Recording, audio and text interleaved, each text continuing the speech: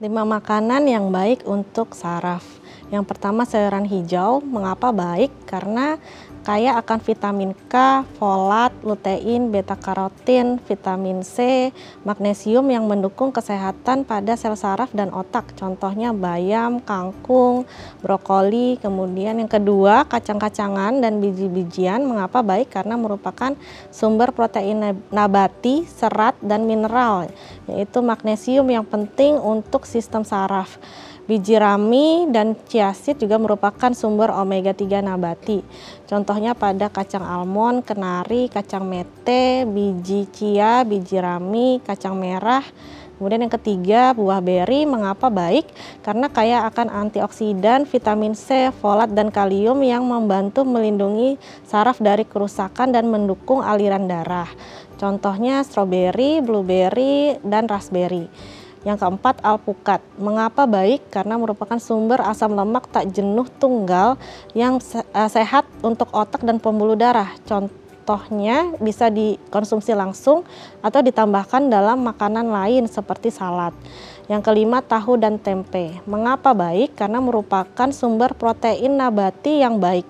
Selain itu, tempe dan tahu juga mengandung vitamin B12 yang penting untuk kesehatan saraf. Ya, bisa diolah di berbagai makanan seperti pepes, sop, ataupun sate. Baik pemirsa, kembali lagi bersama kami di Bincang Sehati. Kita akan bahas tema utama kita hari ini tentang neuropati, bagaimana mengenali gejalanya dan mengobatinya dengan tepat. Untuk pemirsa di rumah yang mungkin punya pertanyaan terkait tema kita hari ini, boleh menelpon kami di 0212903264 atau DM ke Instagram kami di @bincangSehati.itv. Kita lanjut lagi dengan dokter kita hari ini, Dr. Meity Asyari Ramadhani SPNF Min, spesialis neurologi di Rumah Sakit Permata Bekasi. Oke, kita kenalan dulu sama si neuropati nih. Mungkin orang sering dengar, tapi nggak benar-benar jelas neuropati apa sih? Apakah si kesemutan-kesemutan itu adalah neuropati atau bentuk yang lain yang memang salah satunya sensasinya adalah kesemutan? Gimana dok? Ya, neuropati itu merupakan istilah ya, di mana terdapat kondisi kerusakan atau gangguan pada sel saraf. Sel saraf itu kan ada sel saraf sensorik yang mengatur indera perasa, peraba gitu ya. Jadi ada rasa kebas, kesemutan. Bisa juga kena di saraf motorik, yaitu yang membuat kita bergerak gitu ya, menggerakkan. Nah, jadi bisa jadi ada keluhan kelemahan pada anggota tubuh atau di saraf otonom, ya itu yang involunter. Bisa terjadi gangguan atau kehilangan kontrol pada saat buang air kecil, buang air besar, atau disfungsi seksual. Ya tergantung dari sistem saraf mana yang terlibat. Gitu. Lebar banget ya dok? Iya. Spektrumnya lebar banget gitu ya? Namun yang biasa kita sering jumpai ini lebih ke neuropati perifer. Oke. Ya. Jadi biasanya lebih ke gejala sensoriknya dulu, mati rasa, kebas, kemudian rasa seperti memakai sarung tangan, sarung kaki. Ya, jadi setelah itu kalau sudah berat baru ke arah gangguan motorik ya, mulai ada kelemahan. Tapi yang lebih seringnya karena gejala sensorik dulu ya. Ini kebas yang dimaksud, orang pasti kan sering tuh ya merasa kebas, kesemutan. Yang memang arahnya ke neuropati, terutama yang perifer ini yang seperti apa dok? Apakah dilihat dari intensitasnya atau mungkin areanya ini bisa menentukan gimana dok? Ya, neuropati perifer itu berarti terjadinya di bagian perifer, di ujung-ujung jari kaki, di ujung-ujung, ujung jari-jari ke tangan gitu ya. Dan biasanya dia lebih seringnya melibatkan gejala sensoris. Jadi ada rasa kebas, kesemutan, rasa panas terbakar, seperti tersetrum, ya yang khas pada kelainan nyeri akibat saraf gitu ya, rasa ditusuk-tusuk. Seperti itu. Itu berlangsung berapa lama dok biasanya bisa dikatakan ini memang ada masalah neuropati? Sebenarnya ya kalau ada keluhan tersebut berulang, kemudian intensitasnya makin lama makin bertambah, baik durasinya ataupun intensitasnya makin berat gitu ya. Dan juga tidak ada riwayat penekanan pada saat posisi tertentu, ya sebaiknya sih langsung disegerakan diperiksakan gitu. Jadi kalau tidak istilahnya kalau di runut riwayatnya nggak ada kayak tertekan atau pada posisi tertentu terlalu lama, tapi kok tiba-tiba muncul gitu ya dok ya, terus intensitasnya berulang, bahkan istilahnya makin sering, makin hebat, ini sudah perlu diperiksakan. Itu gejala-gejalanya. Apakah hanya di tangan dok atau ada di bagian-bagian lain yang bisa menjadi tanda ada masalah neuropati? Kalau untuk neuropati perifer biasanya memang di ujung-ujung jari kaki dulu ya, terus jari kaki, terus di ujung-ujung jari tangan. Ya beda-beda, kalau memang dia radikuler itu ada perjalanannya sesuai dengan perjalanan saraf gitu. Seperti apa dok, boleh contohkan nggak? Misalnya, karena kan ada yang beda nih, misalnya oh dia cuma di bagian sini saja gitu ya, atau misalnya kebasa di bagian mana, ini katanya bisa menentukan masalahnya apa gitu. Ya betul. Gimana jadi itu, sesuai dengan distribusi saraf. Biasanya kan yang sering juga itu pada CTS ya, itu bagian telapak tangan, dari pergelangan tangan hingga ke 3,5 jari. Ya. Atau radikular itu pada HNP bisa itu perjalanannya sesuai dengan perjalanan saraf, misalnya C5 itu sampai ke daerah jempol. Ya seperti itu, tergantung distribusinya. Tergantung ya dok ya? Saraf yang terlibat apa. Kalau stroke itu kan biasanya, atau kelainan di saraf pusat di otak itu biasanya melibatkan separuh tubuh gitu. Tergantung distribusinya. Kemudian keluhannya ini terjadinya mendadak atau semakin lama semakin memberat. Nah itu juga kita mengarahkan kecurigaan ke penyakit tertentu gitu. Ini sensasi yang dirasakan hanya kebas dan kesemutan kah dok? Atau mungkin ada hal yang lain, misalnya jadi ada rasa nyeri atau sensasi panas, atau mungkin ada gejala-gejala lain yang kita nggak kepikiran kalau itu memang karena masalah neuropati? Iya, ada gejala nyeri-nyeri neuropatik itu salah satunya rasa panas terbakar, rasa tersetrum, nyeri, kemudian bisa terjadi gangguan koordinasi, ya gangguan keseimbangan, karena kan ada sensasi seperti memakai sarung tangan atau sarung kaki ya, di mana saat berjalan gitu ya, jadi ada bagian keseimbangan yang terganggu gitu. Tadi dokter bilang bisa ada satu hal yang di luar kontrol. Apakah ini bentukannya seperti gerakan yang di luar kontrol kita gitu ya? Karena kan kalau kita tahu saraf itu memang pastinya dengan sadar ya memang diperintah juga gitu oleh otak kita. Nah ini ada gerakan yang sepertinya tidak diperlukan dan tidak diperintah gitu ya? Oh bukan. Ini tidak terkait dengan neuropati? Bukan, itu kan gerakan involunter. Kalau ini lebih ke gangguan keseimbangan dan koordinasi aja. Oh, oke. Biasanya apa tuh dok?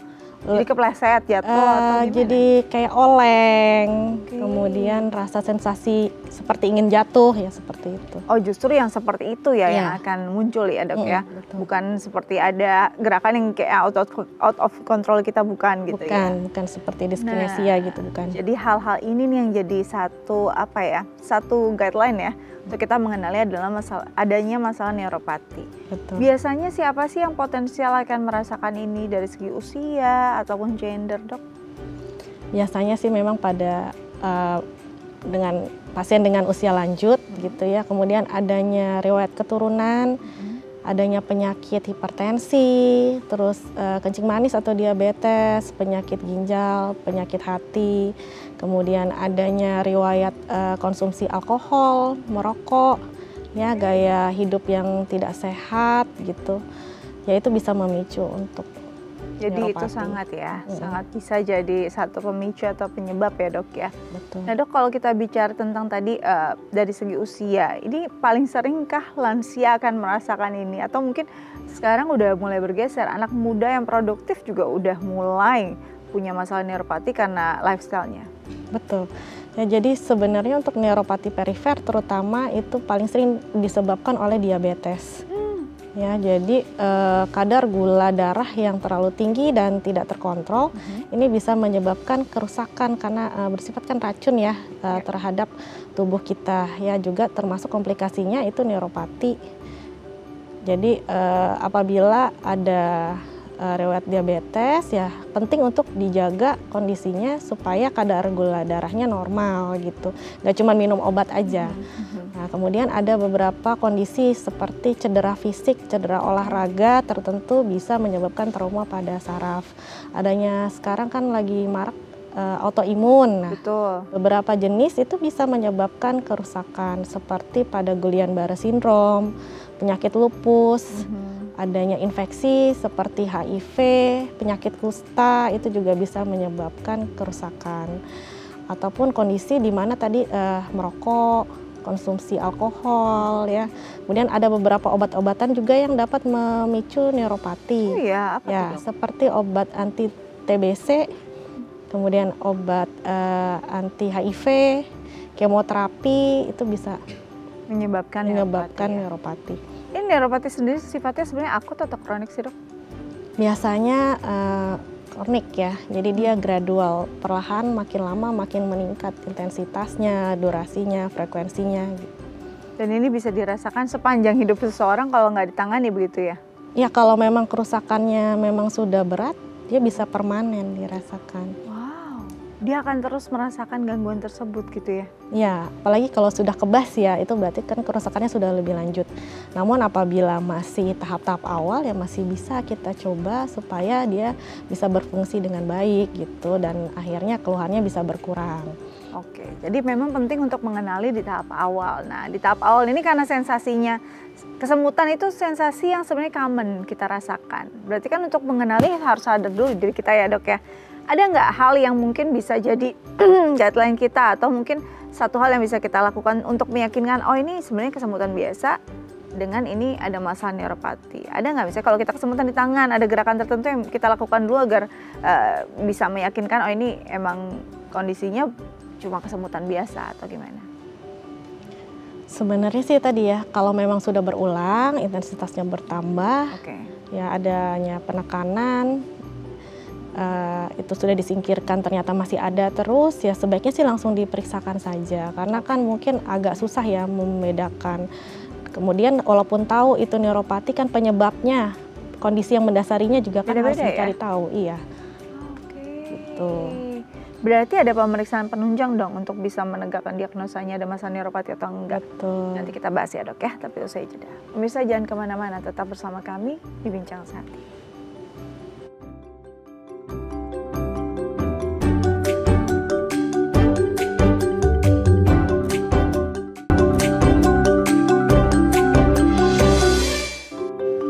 Ya pemirsa, kembali lagi bersama kami di Bincang Sehati. Kita masih membahas tentang neuropati, dan untuk pemirsa di rumah yang mungkin punya pertanyaan terkait tema kita hari ini boleh menelpon kami di 0212903264 atau DM ke Instagram kami di @bincangsehati.id. Kita lanjut lagi dengan Dr. Meity Asyari Ramadhani SPN FMIN, spesialis neurologi dari Rumah Sakit Permata Bekasi. Oke, kalau tadi kita bicara tentang gejala neuropati, itu istilah kita sadar dulu ya, Dok ya. Karena ada yang beda nih, kok kesemutan, kebasnya, intensitasnya makin sering, terus juga rasanya makin hebat gitu ya. Udah otomatis kita harus langsung datang ke dokter spesialis saraf gitu. Tapi apakah langsung dengan demikian bisa tegak diagnosa masalah neuropati atau memang ada pemeriksaan penunjang dulu nih atau ada anamnesisnya dulu? Seperti apa nih, Dok? Ya, jadi pertama tetap wawancara dulu ya, kita mencari tahu nih penyakitnya seperti apa, distribusi keluhannya di mana ya. Kemudian dilakukan pemeriksaan fisik secara umum, pemeriksaan khusus saraf, pemeriksaan yang untuk sensorik itu bisa berupa tes dengan filamen, dengan getaran, dengan suhu. Kemudian nanti dari situ lebih diarahkan ke arah mana gitu ya, mungkin perlu pemeriksaan KHS, kecepatan hantar saraf, EMG dengan elektromiografi atau CT scan atau MRI, atau mungkin juga lumbal fungsi untuk mengarahkan ke arah yang kita curigai itu. Jadi memang banyak banget nih ya. Dimulai dari ya konsultasi dulu, dilihat bagaimana istilahnya kecepatan gerak sarafnya, terus sensitivitasnya juga ya, Dok ya. Karena kan itu berkaitan dengan grade-nya udah semana gitu ya kerusakannya. Nah ini kalau dari yang ringan, ini rasanya masih kayak kebas saja, itu masuk grade ringan atau mungkin ada yang beratnya tuh sampai di mana? Ada ketidakmampuan atau kehendayaan tertentu nggak, Dok? Biasanya nih kalau neuropati perifer itu kan dari sensoriknya ya. misalnya pada penderita diabetes itu biasanya dengan kesemutan dulu, rasa seperti memakai sarung tangan, sarung kaki gitu ya, rasa ditusuk-tusuk. Kemudian bisa terjadi makin lama itu bisa ditemui adanya atrofi atau bagian ototnya itu ada yang mengecil. Oh ya. Jadi ya pengaruh ke kekuatan otot. Misalnya tadi dengan adanya neuropati sering juga pada DM ditemukan CTS ya. Biasanya kalau sudah berat itu grade-nya, derajatnya tuh bagian ototnya juga mengecil. Jadi kemampuan dia untuk gripnya juga berkurang gitu.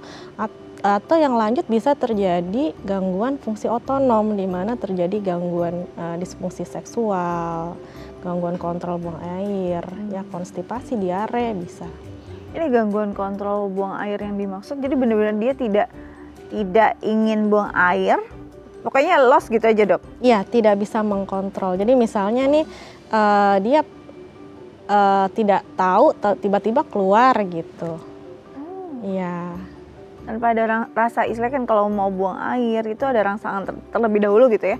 Ini tanpa itu sudah tiba-tiba keluar. Iya, jadi sering ngompol, sering BAB sendiri keluar gitu. Oke, jadi ini perlu diwaspadai juga ya kalau kita lihat mungkin lansia di rumah kondisinya demikian tanpa disadari gitu kan ya. Kita ngomel aja ya, padahal bukan itu. Mungkin ada masalah-masalah yang sifatnya memang terganggu pada sarafnya. Setelah pemeriksaan ini kalau dilihat memang kan prosesnya pasti lumayan harus detail ya dok ya, apalagi saraf ini kan suatu hal yang kecil sekali. Ini berarti untuk bisa menentukan penyebab utamanya berarti harus ada pemeriksaan darah dan segala macam dulu. Dan ini pengobatannya akan sangat berbeda karena faktor penyebabnya. Iya, tergantung dari kondisi yang mendasari. Jadi kalau memang ternyata karena diabetes, pengobatan utamanya tentu saja dengan pengobatan untuk kadar gula darahnya supaya normal dulu ya. Diiringi dengan perubahan dari gaya hidup, olahraga ya seperti itu. Di samping itu juga harus dihindari hal-hal lain yang bisa menyebabkan bertambah. Misalnya saja tadi adanya aktivitas yang sering berulang dengan gerakan-gerakan tertentu itu juga bisa menyebabkan kerusakan pada saraf. Merokok, minum alkohol kalau bisa dihindari seperti itu. Kemudian kalau defisiensi vitamin, misalnya vitamin B12 ya tentu saja dengan penambahan suplemen vitamin B12 seperti itu. Tergantung kondisinya. Kalau memang infeksi ya kita harus tangani infeksinya, autoimun kita tangani autoimunnya seperti itu. Ini kalau infeksi sendiri biasanya terinfeksi apa dok? Misalnya kan kadang-kadang kita nggak tahu ya ini infeksi, ada paparan apa, kapan kenanya gitu kan. Biasanya terjadi pada kondisi apa sih? Biasanya kalau saraf tepi biasanya tuh untuk kasus dengan kusta ya. Oh. Ya itu sering dialami neuropati. Karena ada bukaan berarti ya? Ya dari kumannya sendiri juga memang salah satunya dia menyerang di bagian sel sarafnya. Kemudian HIV ya itu juga sering ditemukan adanya neuropati. Paling seringnya sih itu. Jadi memang beda-beda kondisinya, beda pengobatannya. Kalau yang tadi diabetes otomatis ya si diabetesnya harus terkontrol dulu. Ya, betul. Kalau nggak akan ada yang nggak ada solusinya gitu ya dok ya. Tapi kalau yang memang pure bukan karena ya memang mungkin karena cedera begitu ya, atau mungkin karena lifestyle-nya, ini kan ada pengobatan yang harus dilakukan. Biasanya apa sih dok? Apakah cukup dengan obat-obatan atau harus ada terapi yang memang ya kalau saraf kan berarti harus ada gerakan gitu ya, orang langsung berpikirnya demikian. Apakah harus terapi lain selain obat? Untuk cedera itu biasanya kan terjadi proses peradangan ya, obat-obatan yang membantu untuk mengurangi peradangan itu salah satunya untuk anti nyeri. Ya, obat-obat simptomatis lainnya itu bisa diberikan kombinasi dengan terapi fisik, kemudian dengan fisioterapi ya, itu bisa dan juga dirubah misalnya aktivitasnya ada yang membuat cederanya lebih berat, lebih lanjut ya itu harus dirubah juga. Untuk kerusakan saraf itu kan juga ada derajatnya. Nah, apabila derajatnya ini sudah cukup berat, ya memang diperlukan tindakan yang lebih spesifik, lebih pilihannya itu biasanya ke terapi-terapi regeneratif ya.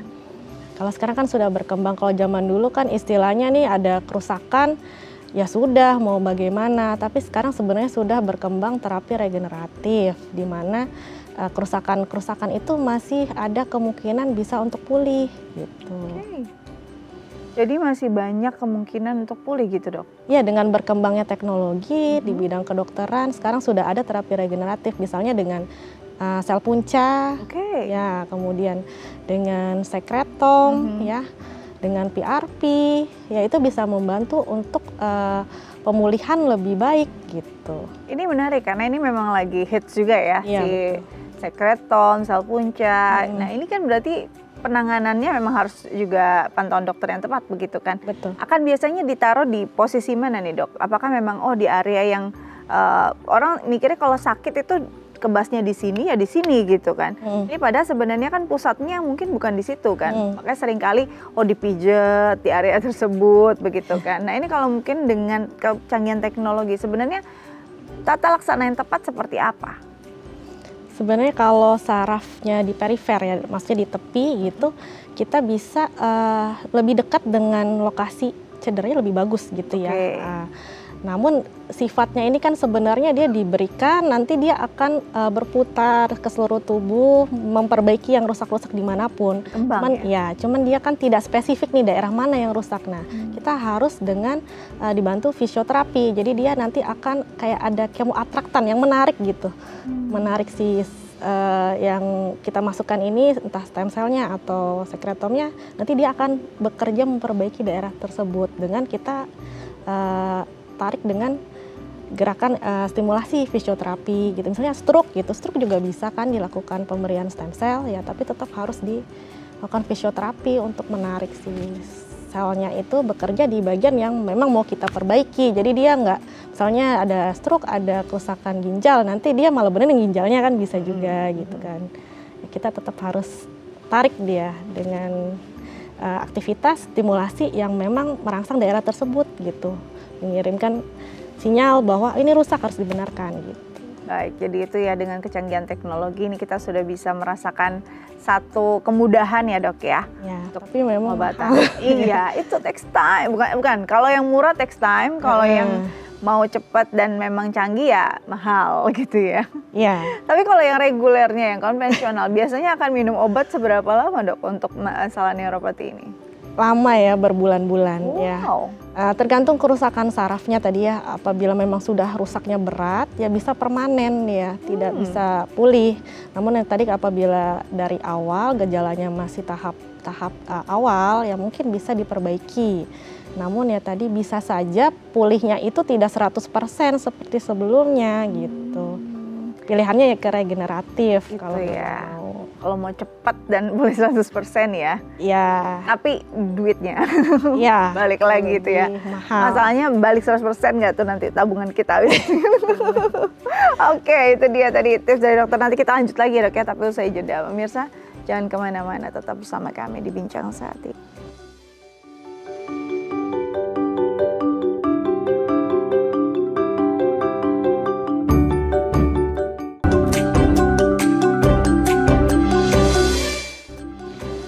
Ya, pemirsa kembali lagi bersama kami di Bincang Sehati. Kita masih membahas tentang neuropati, dan untuk pemirsa di rumah yang mungkin punya pertanyaan terkait tema kita hari ini boleh menelpon kami di 0212903264 atau DM ke Instagram kami di @bincangsehati.itv. Kita lanjut lagi dengan Dr. Meity Asyari Ramadhani, SPNF, MIN, spesialis neurologi dari Rumah Sakit Permata Bekasi.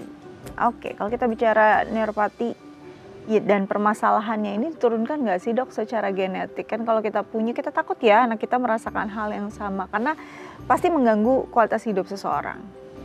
Gimana? Ya, jadi ada yang diturunkan, misalnya pada penyakit Charcot-Marie-Tooth atau ada herediter kelainan pada saraf optik ya, tapi kebanyakan sih didapat ya tadi seperti adanya riwayat penyakit diabetes, kebiasaan minum alkohol, merokok ya.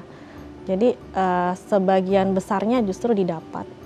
Justru sebagian besar didapat pada masa kehidupannya gitu ya? Iya. Bukan diwariskan gitu. Tapi kalau untuk yang mungkin kalau kita bicara tentang kondisinya gitu ya, Dok ya. Ini kan tadi setiap orang pasti beda-beda. Ada nggak momen-momen tertentu yang mungkin akan terasa lebih gitu?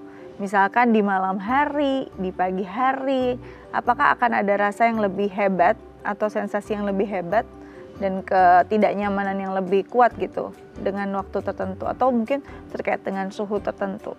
Ya, biasanya pada malam hari ya. Oh, justru malam ya? Saat kita mulai beristirahat, ya suhunya juga relatif lebih dingin, ya itu kita lebih merasakan nyerinya, kesemutannya gitu. Atau kalau pada CTS itu karena penekanan kan, jadi dia pada posisi-posisi tertentu yang menyebabkan penekanan. Misalnya sering pada penderita yang sering menggunakan motor ya, motor kan ada gerakan seperti itu, jadi akan timbul seperti itu, tergantung sih apa kondisi yang mendasarinya. Jadi aktivitasnya tergantung apa dan waktunya juga kapan gitu ya. Kadang-kadang mungkin di malam hari karena rasanya lebih dingin gitu kan, dan ini akan rasa sensasi lebih hebat. Sebenarnya ada nggak sih hal-hal yang bisa meredakan? Memang selain dengan obat-obatan yang sudah diberikan gitu, tapi kan kadang kita aduh kok masih aja sih rasanya timbul gitu kan, pengen rasa distraksi agar lebih nyaman gitu. Apakah butuh suatu hal-hal tertentu, misalnya mungkin di kompres atau direndam sesuatu gitu dok? Bisa dengan kompres, misalnya coba selang-seling kompres hangat, kompres dingin untuk merasakan ya. Kadang-kadang kan kalau kebas, kesemutan itu takutnya kalau kita pakai air panas karena tidak merasakan, gitu malah terjadi luka gitu ya. Jadi karena malah nanti panas padahal ya kita udah nggak sanggup, tapi kebas, jadi nggak tahu kalau luka gitu ya. Iya, takutnya nanti malah terjadi luka dan terjadi infeksi gitu. Jadi better dikompres dengan air yang pastikan hangat gitu ya dok ya? Ya bisa juga sih, kalau mau ada pakai termometer gitu dipastikan bisa. Tapi kalau kita nggak bisa merasakan ya takutnya itu tadi malah terjadi luka bakar atau luka infeksi lebih lanjut gitu. Oke, jadi memang kadang-kadang kita nggak tahu ya dok ya, kapan kondisi yang sebenarnya ini bisa membantu atau justru malah memperburuk kondisinya. Karena ya tadi kita nggak ngerasa, kita kebas, pengennya aduh segini nggak kerasa, tambahin lagi panasnya, lama-lama ternyata udah mulai merah, udah mulai ruam dan malah jadi luka gitu ya. Oke, itu dia tuh. Jadi ini perlu banget untuk diperhatikan, apalagi kalau kita punya orang-orang yang punya gangguan neuropati dan orang ini udah lansia, kan kadang-kadang nggak tahu ya, komunikasi udah nggak gitu lancar, malah jadi ada masalah baru. Oke, sepertinya sudah ada penelpon yang menunggu kita dok, kita sapa terlebih dahulu ya. Halo, dengan siapa di mana? Si Jabat di Binjai. Halo Pak Si Jabat di Binjai, apa kabar Pak? Ini lah sakit ini. Oh lagi sakit, oke. Kita harapkan semoga bisa membantu nih. Kira-kira pertanyaannya apa Pak? Ini saraf kaki diabetik, neuropati diabetik. Oke.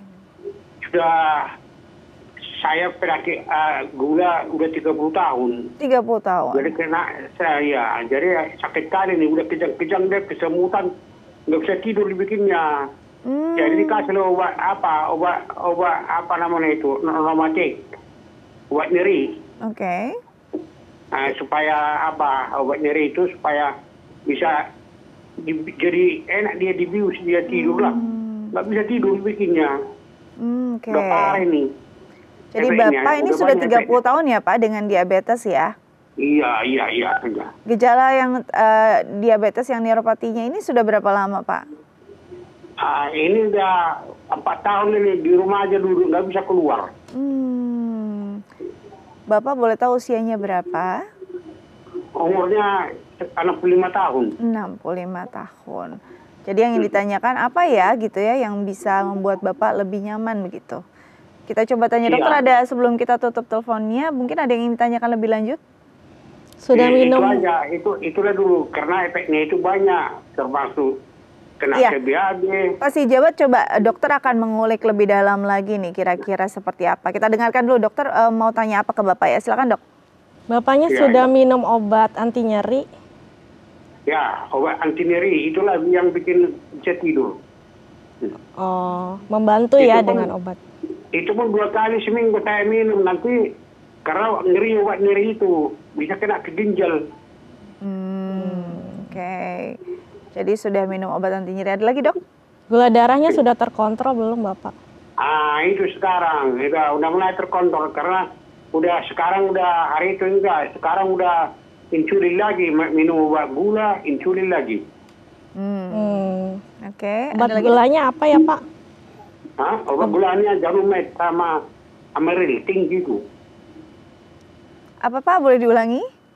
Janumet, Amaril. Janumet. Iya, Amaril. Amari, oke. Baik, sudah dapat ya dok ya? Cukup ya dok, kita coba tutup dulu. Pak Jabat, kita akan coba diskusikan ya kondisi Bapak. Semoga bisa dengan nyaman Bapak mendengarkannya. Terima kasih banyak sudah menelpon kami dari jauh-jauh dari Binjai. Oke. Ini Pak Jabat 30 tahun dok dengan diabetes. Memang tadi dokter juga sudah sempat notice ya bahwa diabetes bisa jadi masalah utama adanya masalah neuropati. Betul. Dengan kondisi 30 tahun bertahan dengan diabetes, ya no wonder akhirnya 4 tahun ini Pak Jabat merasakan hal tersebut. Yang jadi masalah apa yang harus dilakukan? Kadang nggak bisa tidur, udah minum obat anti nyeri tapi juga masih kurang bisa nyaman. Gimana dok? Ya memang kalau untuk penggunaan obat terutama yang jenisnya metformin itu juga perlu tambahan konsumsi vitamin B ya. Karena dia bisa juga menyebabkan keluhan kesemutan, kebas neuropati gitu ya. Kemudian minum obat itu memang jadinya sulit ya karena diabetes sendiri bisa menyebabkan komplikasi juga kan ke ginjal. Kemudian konsumsi obat terus-menerus anti nyeri juga bisa menyebabkan gangguan fungsi ginjal. Ya kalau memang sudah terlalu mengganggu dan malas minum obat ya disuntik saja, bisa langsung diblok gitu sarafnya. Oke. Ya, diblok saraf ya. Iya, dengan intervensi nyeri. Pilihannya coba diblok, atau kalau nanti pilihannya ke terapi regeneratif itu bagus ya. Bisa tadi pilihannya bisa dengan yang paling rendah pakai dextrose itu proloterapi ya dengan gula, tapi aman ya, maksudnya kan dia bukan ke pembuluh darah di perineuralnya di sekitar sarafnya, atau ya tadi PRP, sekretom ya itu bisa membantu. Jadi yang harus dilakukan oleh Pak Jabat tadi memastikan dulu gulanya pasti terkontrol. Ya, tetap penyakit yang mendasari kondisinya itu gula darahnya ya, itu harus stabil, kemudian aktivitas fisiknya juga harus bagus ya, olahraga rutin, konsumsi makanan yang rendah gula juga ya, rendah karbohidrat ya, untuk memperburuknya. Kemudian kalau memang bapaknya merokok ya harus di stop gitu. Oke, itu penting ya dok ya. Kesadaran diri untuk bisa mengubah pola hidup ini. Dan kalau bicara tadi dokter sempat mention juga bahwa memang ada salah satu obat untuk orang diabetes itu bisa menyebabkan kesemutan. Tapi ini bukan belum tentu ini ya, belum tentu karena masalah neuropatinya justru ya. Ya apabila ada diberikan obat itu kemudian timbul keluhan ya baiknya dikomunikasikan ke dokternya. Oke. Apakah mungkin diganti dengan obat yang lain. Tadi kan bapaknya juga sudah pakai insulin ya, atau mungkin dosis obat lainnya dinaikkan seperti itu. Jadi kalau misalkan ini adalah efek samping dari obat, kalau memang mungkin perlu ditambahkan suplemen tertentu seperti tadi vitamin B juga ya dok ya. Ini penting juga mengubah pola hidup pastinya Pak Jabat, karena ini pasti Bapak struggle sekali, kita pasti merasakan sendiri ya bahwa apa yang Bapak jalani akan sangat berat gitu, karena ini 30 tahun ya dok ya. Dan dengan kondisi 4 tahun ini kesulitan tidur karena rasanya nyeri dan terbayang pastinya. Kita harapkan sama-sama Bapak dapat solusi yang terbaik. Mungkin kalau sekarang bingung, Bapak bisa langsung ke fasilitas kesehatan terdekat berkonsultasi dengan dokter spesialis di area Binjai yang bisa memberikan pengobatan yang terbaik. Kita sama-sama doakan Bapak untuk segera pulih ya. Oke.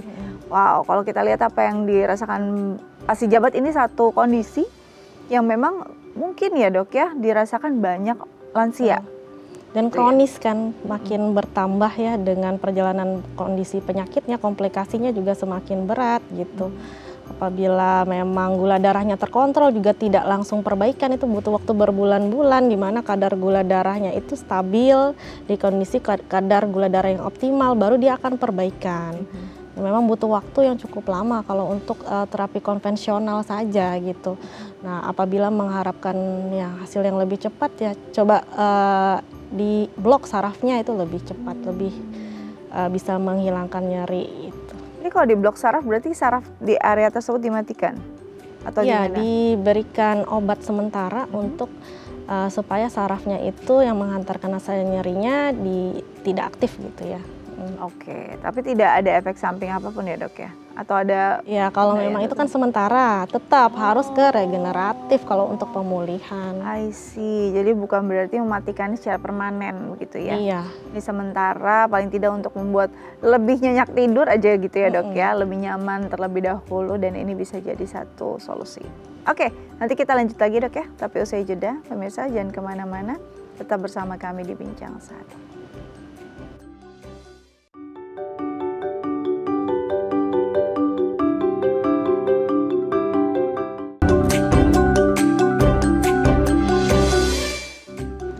Baik pemirsa, kembali lagi bersama kami di Bincang Sehati. Kita masih membahas tentang neuropati, bagaimana mengenali gejalanya dan juga pengobatan yang tepat. Dan untuk pemirsa di rumah yang mungkin punya pertanyaan terkait tema kita hari ini, boleh menelpon kami di 0212903244 atau DM ke Instagram kami di @bincang_sehati.itv. Kita lanjut lagi dengan dokter kita hari ini, Dr. Meity Asyari Ramadhani SPNF Min, spesialis neurologi dari Rumah Sakit Permata Bekasi. Oke.